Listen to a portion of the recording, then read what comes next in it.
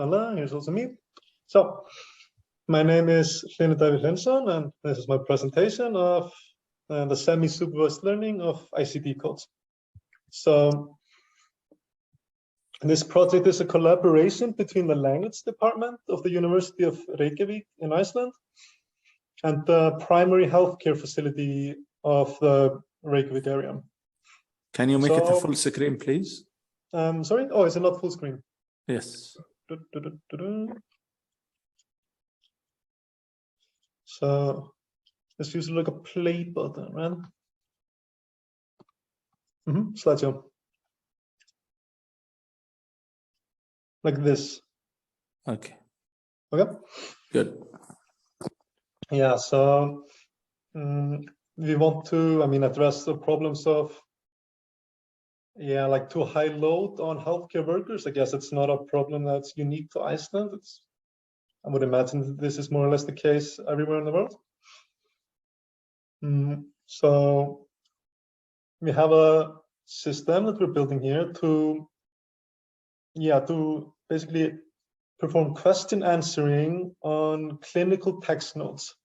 So the setting is like this. Our data set consists of many thousands of free text notes from general physicians that they would write down when they are being visited by a patient. So the patient comes today, the primary complaint is that they have a headache. On inspection, they have maybe, blah, blah, blah. So it's not really structured text. It's also sort of a stream of consciousness type thing.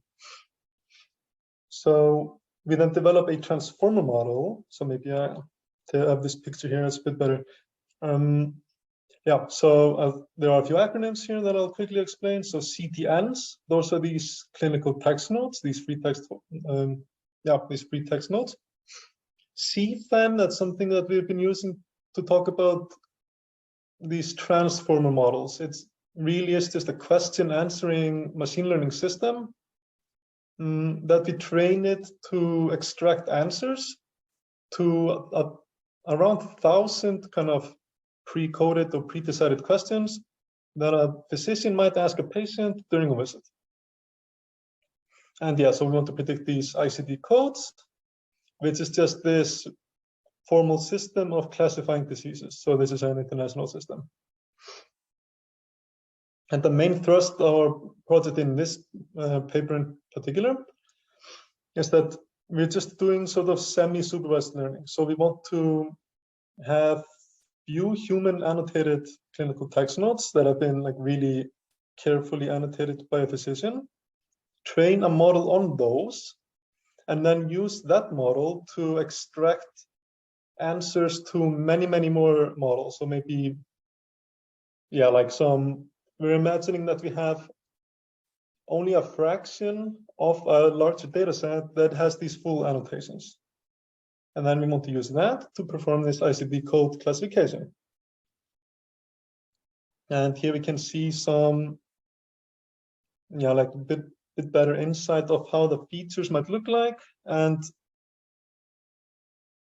how they are important for what sort of decision. So these are these so-called SHAP values. That's just a way to try to get some interpretability into a more or less a black box system.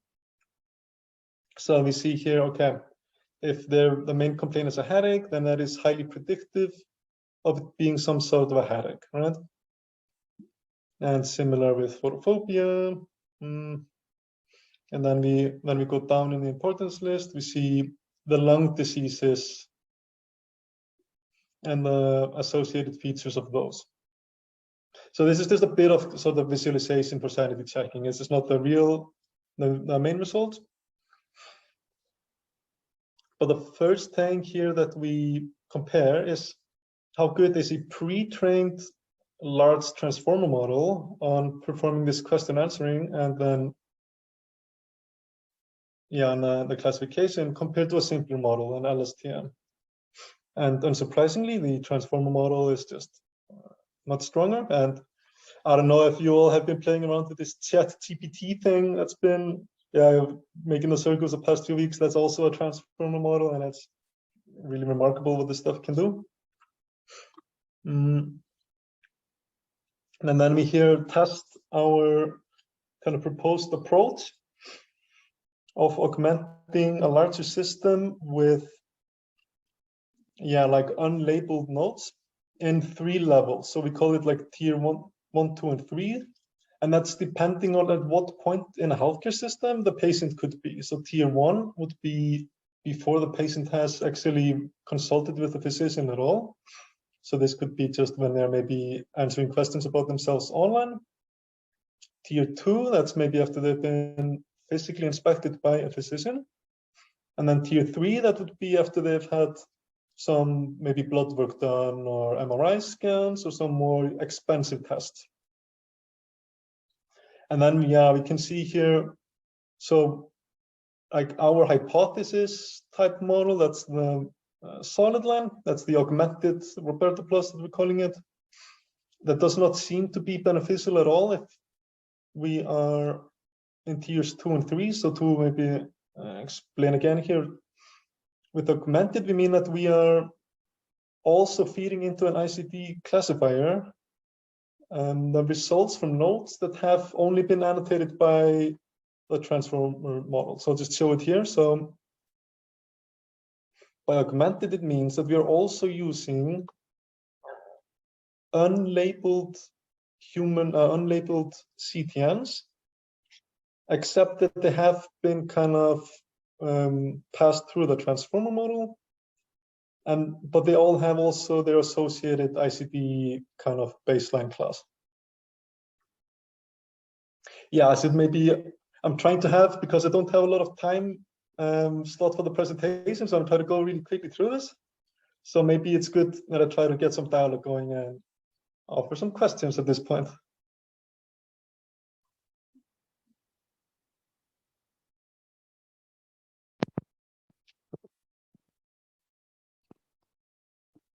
You're finished?